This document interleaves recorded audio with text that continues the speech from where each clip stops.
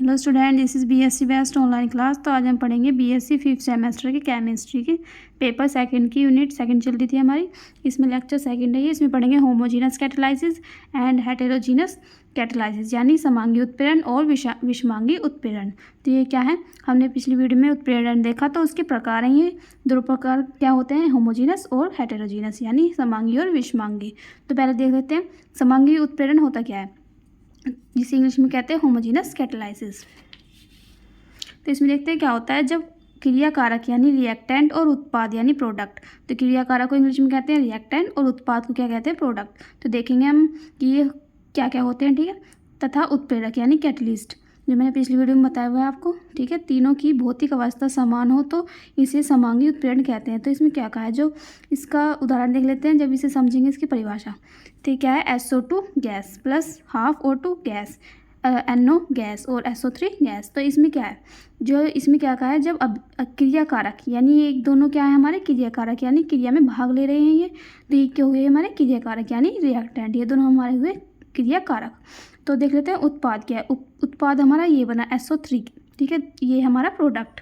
तथा उत्प्रेरक, उत्प्रेरक क्या काम कर रहा है इसमें, ये वाला। तो NO क्या है यहाँ पे, उत्प्रेरक यानी कैटलिस्ट, ठीक है। जब क्रिया कारक, उत्पाद और उत्प्रेरक, ये तीनों चीज़ मिलकर क्या, इन तीनों की भौतिक अवस्था समान होती है। भौतिक अवस्था क्या मतलब, यानी गैस, लिक्विड ये और ठोस, ठीक है, यानी लिक्विड, गैस और सॉलिड, इन तीनों क्या कहते हैं, इनकी भौतिक अवस्था। ये क्या है, भौतिक अवस्थाओं के प्रकार है, लिक्विड, गैस और सॉलिड, यानी ये क्या है, द्रव, गैस और ये ठोस, ठीक है।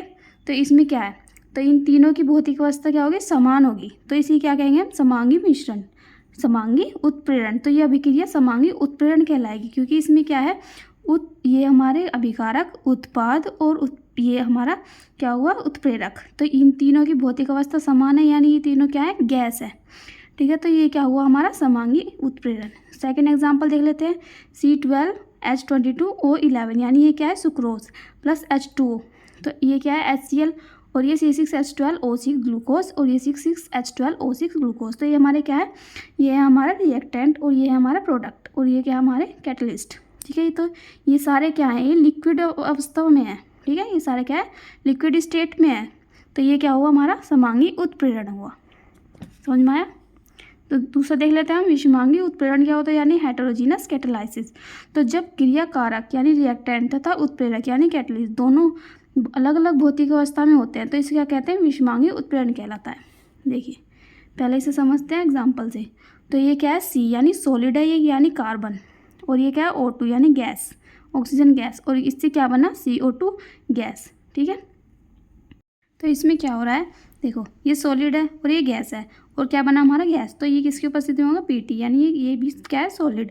तो प्लेटिनम की उपस्थिति में जब कार्बन और ऑक्सीजन एक दूसरे से क्रिया करते हैं तो गैस बनता है, यानी CO2 बनता है। तो इसमें हम देखेंगे कि हमारे रिएक्टेंट और हमारा प्रोडक्ट और ये हमारा उत्प्रेरक, तो इन तीनों क्या है, भौतिक अवस्था अलग अलग है, यानी सॉलिड और गैस है, ठीक है।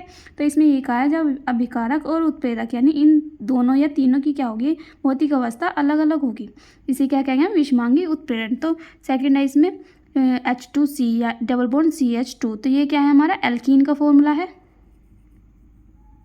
एल्कीन है, ठीक है। ये क्या है, गैस, प्लस H2, ये भी गैस है, और Ni क्या है यहाँ पे, सॉलिड है, यानी निकल क्या है, सॉलिड। तो इससे क्या बना, CH3 सिंगल बॉन्ड CH3, ये बना हमारा एल्केन।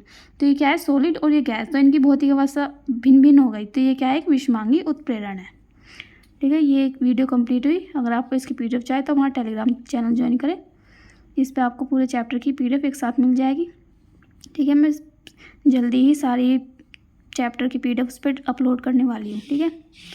तो उस चैनल को ज्वाइन करें जिससे आने वाली, और हमारे चैनल को सब्सक्राइब करें जिससे आने वाली वीडियोज़ की नोटिफिकेशन आपको मिल सके।